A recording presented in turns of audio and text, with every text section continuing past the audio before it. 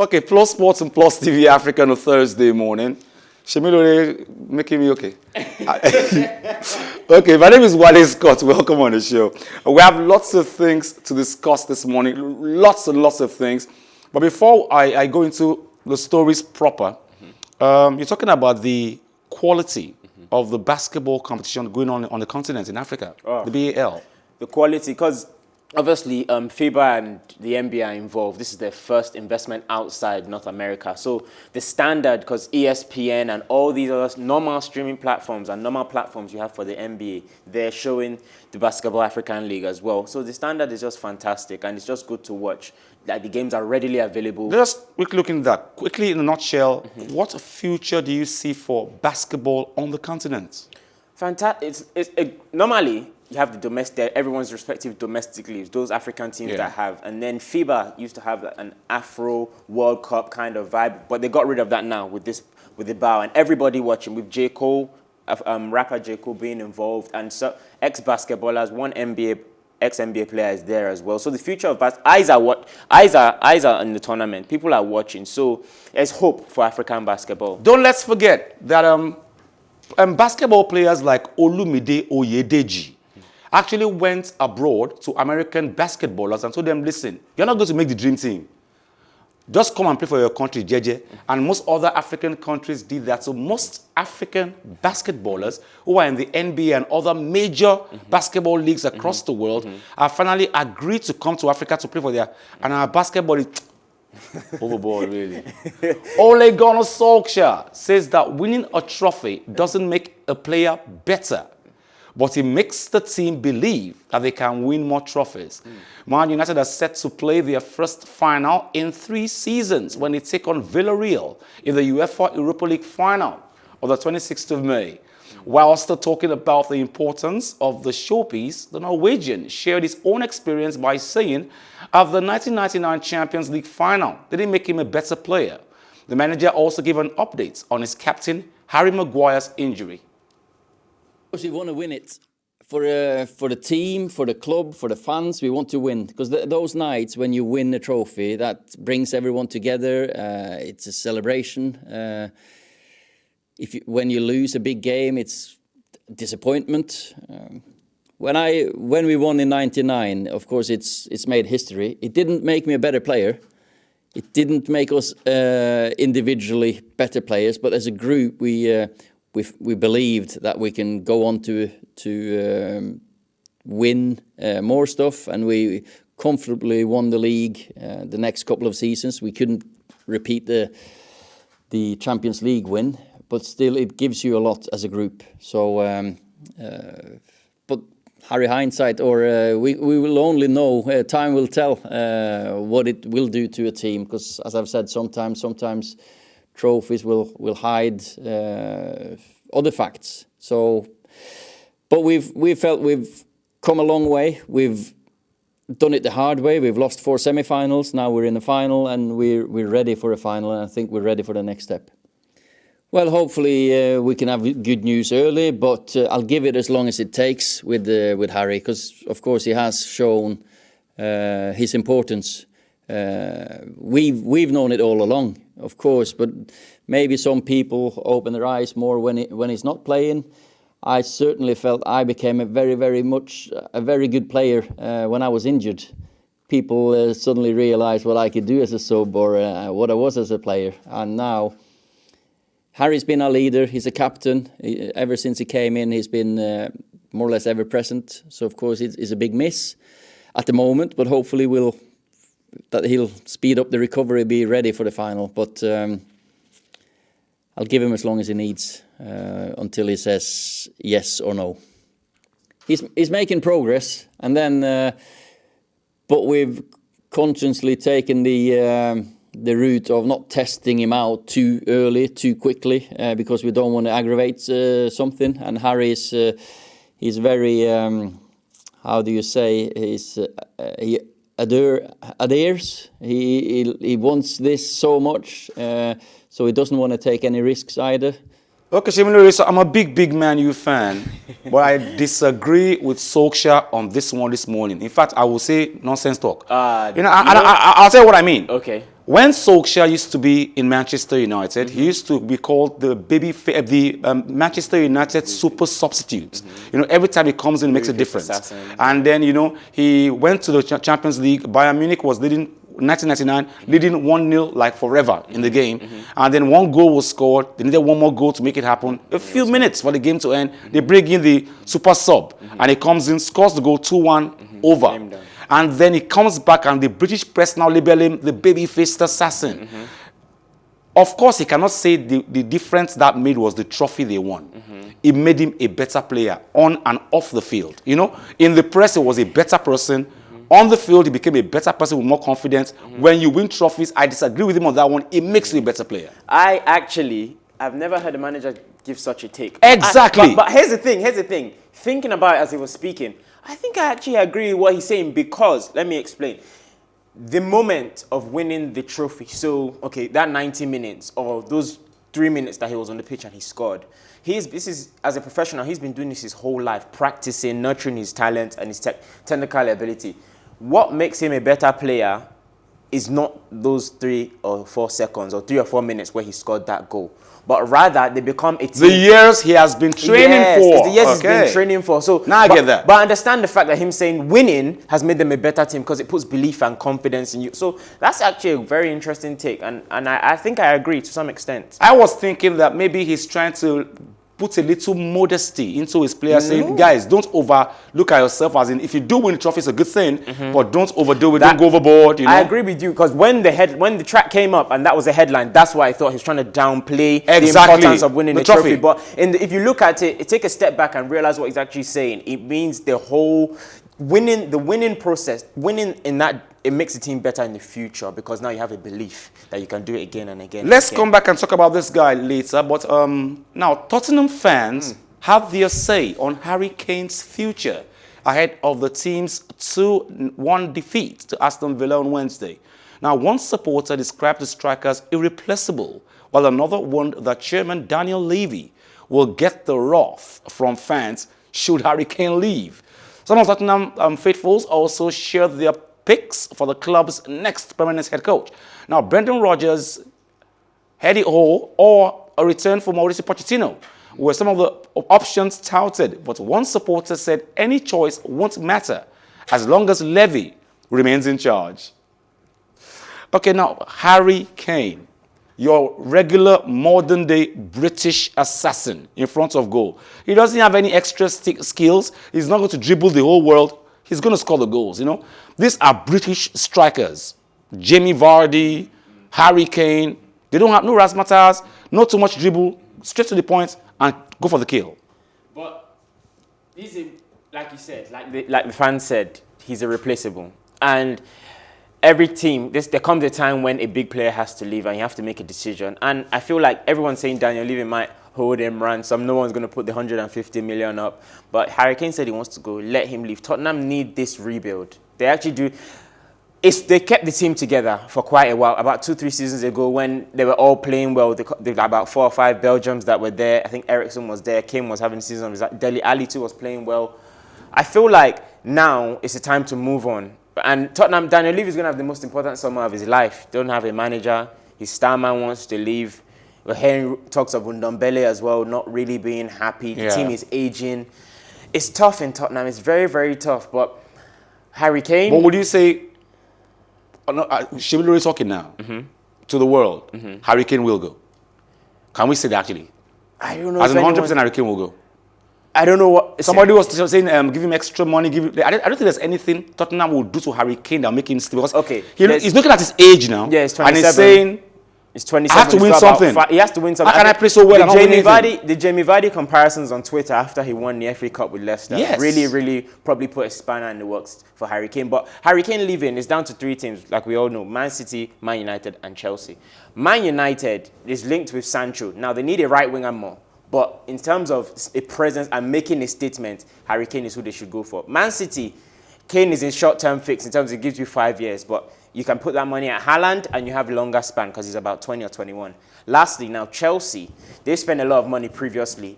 If Chelsea lose that somebody spoke from the business angle and said that every time an English footballer goes to the Spanish La Liga, he breaks in so much money.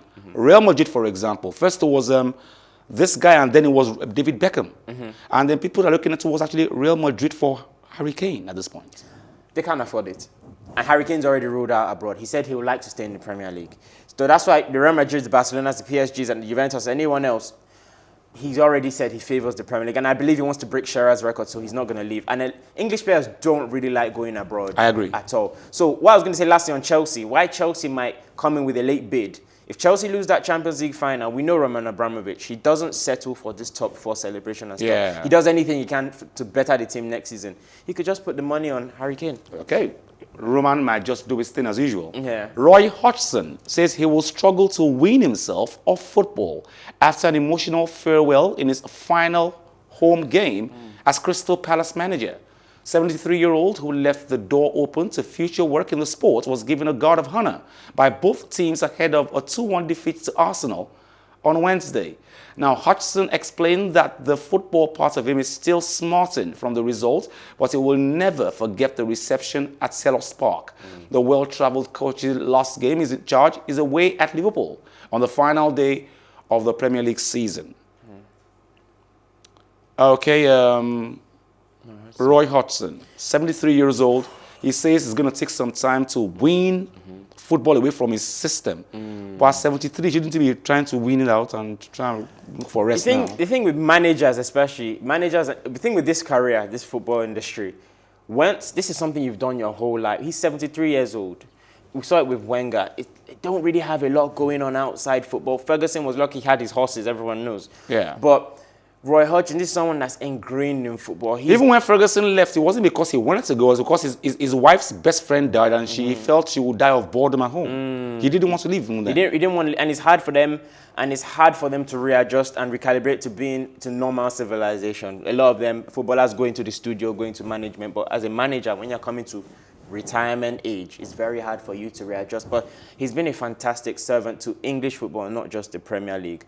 It's fitting that he's ending in somewhere he managed before in Liverpool. That's going to be his last game. And it's quite respectable that he got his guard of honor at Selhurst Park. So Crystal Palace as well need to move on in terms of, you see how the impact is having on Zaha, these managers that don't favor his style of play. They need to move on. But as for Roy Hodgson, fantastic servant to the English game. And it's going to be sad, but things have to come to an end. Energetic and have to go back into football in some capacity.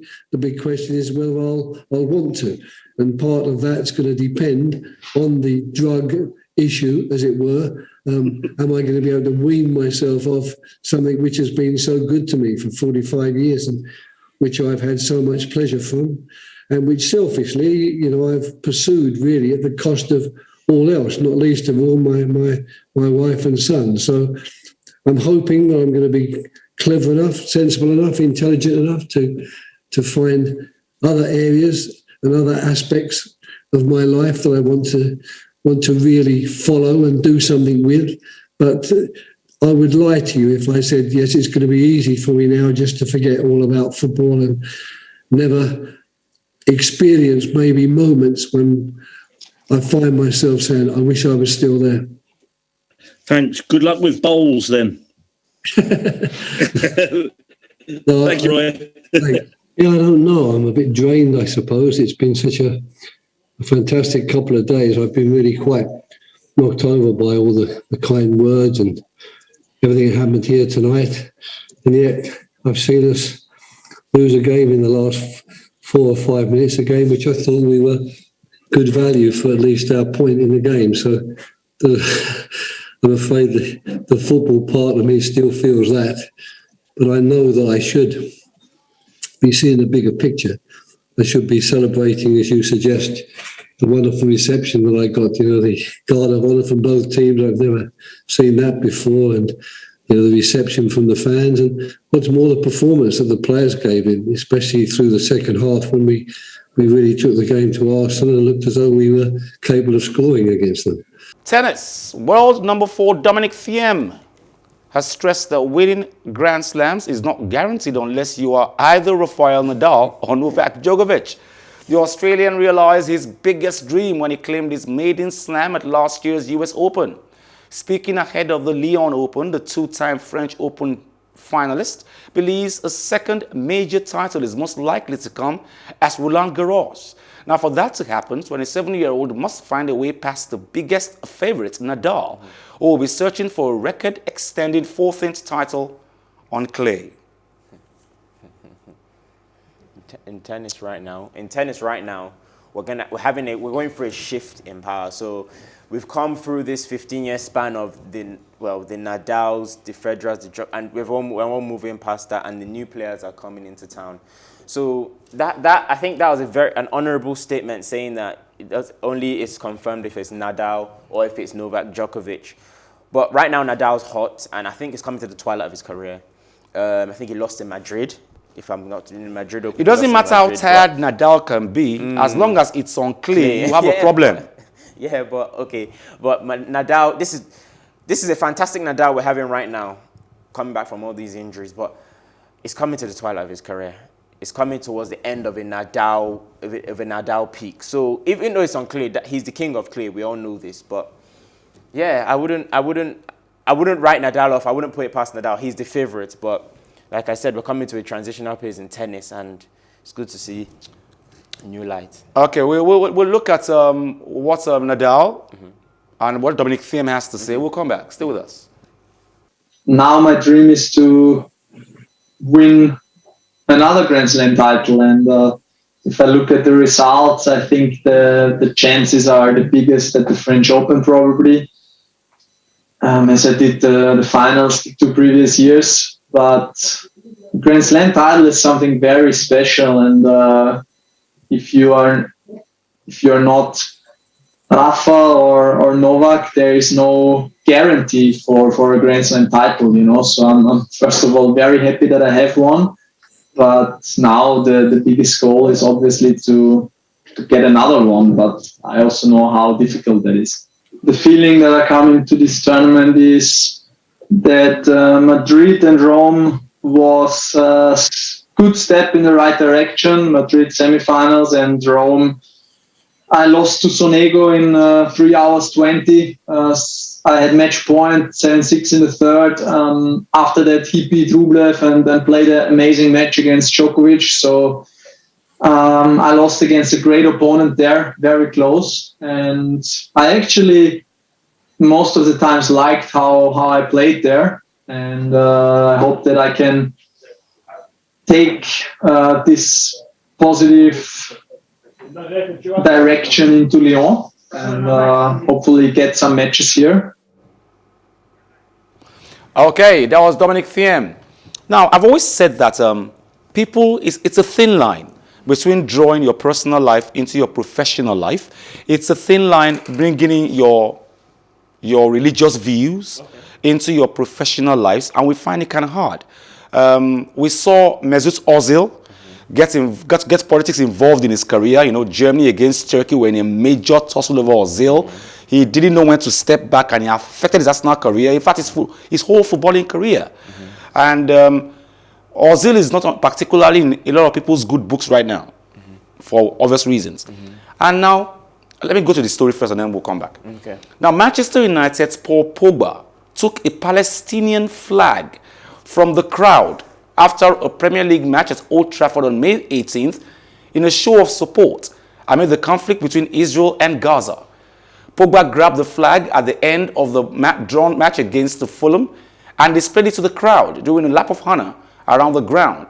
Now, health officials in Gaza said at least 217 people have been killed, including 63 children, and more than 1,500 injured inside the Palestinian enclave since the start of Israeli strikes on May 10th. At least 12 people have been reported killed inside Israel after militants in Gaza began firing thousands of rockets. Did Pogba need to have... Listen, on the course of doing our jobs, maybe because I'm a journalist, I'm supposed to balance stories. But when you're a professional and you're in the public glare, you're a public figure, there are some things you just don't... Yeah, you can talk about it in the confines of your home, not for the world to see. I disagree. Why I disagree is because there's certain jobs that you have to be objective. And I believe, yes, journalism is one of them because it's our job to relay information. But football, I wouldn't say is objective in that sense. You know why? Because when it comes to other issues, footballers are allowed to speak. When it comes to supporting LGBTQ, you all have to wear rainbow armbands. You all have to have the lapel. When it comes to other forms, so who decides what you should speak on and who shouldn't? You can't say you can speak on this, you can't speak on this. Even Black Lives Matter, which is for black people, we speak on that. So something, human rights issues, why can't he speak on that? It's a different ball game if Kelechi Iheanacho wins the FA Cup and then Wilfred and Kelechi both carry Nigeria's flags and run around the field. That's different.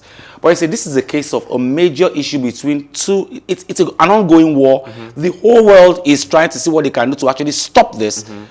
And then after a match, the match is not against. There's nothing that links that match to the particular war. And then you run to the field to go and get a Palestinian flag. But here's the thing. People always contest when people raise awareness in ways they don't like, and defeats the purpose. If you raise awareness in a way that, okay, you expect it, we won't be talking about it. The whole point of raising awareness is so we speak on it. And Wesley Fofana and Chowdhury of Leicester, too, held the Palestinian flag. I feel like because it's Pogba and it's quite a controversial character as well, it took notice and there's some light shed on it. But I feel like he's not really done anything wrong. But I understand where you're coming from in terms of there's a difference. Don't mix church and state. Don't mix a lot of things. Exactly, don't mix, yeah. The International Olympic Committee, IOC, have reassured an anxious Japan that the Tokyo Olympics will be safe for athletes as well as the host community amid mounting opposition to the Games and fears it will further spike in COVID-19 cases. Now, IOC President Thomas Bach said athletes and the host community will be safe. With just over 2 months left to go before the Games, however, media outlet Nikkei reported earlier on Wednesday that less has been a third of medical staff in Tokyo have been vaccinated. Much of Japan is now under a state of emergency until the end of the month, including Tokyo and Osaka. Less than 4% of Japan's 126 million people have received their first dose, the lowest rate among developed nations. The IOC has offered to the International Olympic Committee on Wednesday reassured an anxious Japan that the Tokyo Games will go on as planned in July. IOC President Thomas Bach said athletes and the host community will be safe. That's despite growing concerns the events will fuel a spike in COVID-19 cases. Together with our Japanese partners and friends, I can only re-emphasize this full commitment of the IOC to organize together safe Olympic and Paralympic Games for everybody. To accomplish this, we are now fully focused on the delivery of the Olympic Games. With just over 2 months left to go before the Games, however, media outlet Nikkei reported earlier on Wednesday that less than a third of medical staff in Tokyo have been vaccinated. How do you say that it's going to be safe to have this Tokyo Olympics when, of all the developed countries, Japan have the lowest amount of people vaccinated, 4%, and you still insist the world should come here? Scary hours. Really scary. Scary hours because it doesn't get scary. You had time to prepare. Honestly, the Olympics was delayed last year. Fair enough. Everything was delayed last year, but you've had time to prepare. They didn't plan for the spike. This spike came from nowhere. But another spike will come if we carry on with these games in Tokyo, unless they suppress the amount of crowds they're supposed to have. But how are you going to suppress a crowd at the Olympics? It just loses its intensity. Even the athletes competing are a crowd already. Exactly. They're a crowd. Exactly. Not the fans now. Not the fans. Even without fans, it's a crowd. Because when you see them, even in the opening ceremony, when you see them walking around, how many people are there? I don't know how they're going to carry on with this. I really don't. But he's guaranteed. Oh, he's just giving words that now, yes, it's definitely going to go on. But how? In terms of, because are you going to maybe they're not going to prioritize the COVID issue then. That's the only way it goes on. Which would be a slap in the face to the rest of the world. Exactly. So I don't know how they're gonna. Like I said earlier, we're going to see some countries actually back down and say 100%. We're not going. 100%. 100%. That takes the sham of the Olympics. But what do you want them to do? Like I said, you have to pick your poison or pick what is going to be. We are seeing England already grumbling. We're seeing Australia grumbling. And these are big nations. Yeah, they send over 100 Australia athletes. is the biggest Olympic, as far as I'm concerned. You know, they send over 200 and they're already athletes. grumbling. Wow. Now, Memphis Grizzlies held on to edge out the San Antonio Spurs 100-96 and moving into the NBA's play-in tournament. The Grizzlies led by 19 points at the end of the first quarter before the Spurs rallied, led by Rudy Gay and DeMar DeRozan, with both finished with 20 points. The 4-point win for Memphis means they'll face off with the Golden State Warriors on Friday in a one-off game to become the 8th seed in the NBA playoffs. A wide open three, Brooks. Great hustle by Jaren Jackson Jr. Morant for three. Got it! Timeout Spurs on the play. Into the paint, that floater. No good and tipped up. Would be the time to see a little bit more from him, right? Yeah, no time to watch. But that's a rarity now. DeRozan missing from the game with a 17-0 run. DeRozan got to his spot. Out to Murray. Murray had it knocked away. Morant looking for a little showtime. Ja, see it. John with a little shake on Pirtle. Oh, pretty. Took his ankles away. Gay had a notion. Pump fakes. Man, that's a tough shot. Patty Mills loose. Memphis Grizzlies, before we go quickly, let's look at that. LeBron. And it was a matchup heavy. It was a huge Somebody had to win, though. Yeah, it was what we say is the greatest basketballer now of all time, where some are saying versus the greatest shooter of all time. LeBron came out big in the last quarter and it was fantastic. So Lakers have through for the 7th seed and the Warriors have to face the Memphis Grizzlies for the 8th seed. It's a fantastic game of basketball last night. Thank you very much, Shemilore Adenekon. Thank you for having you. I'm always happy to be here. Shemilore is our Thursday small technique. He'll always be on Thursday. Thank you very much for joining us on the show today. Of course, it's been Plus Sports and Plus TV Africa on a Thursday morning. Join us same time tomorrow, same station. Plus Sports and Plus TV Africa. My name is Wale Scott. Like I always advise you at the end of every show, if not for anything, at least for your heart, do some sports.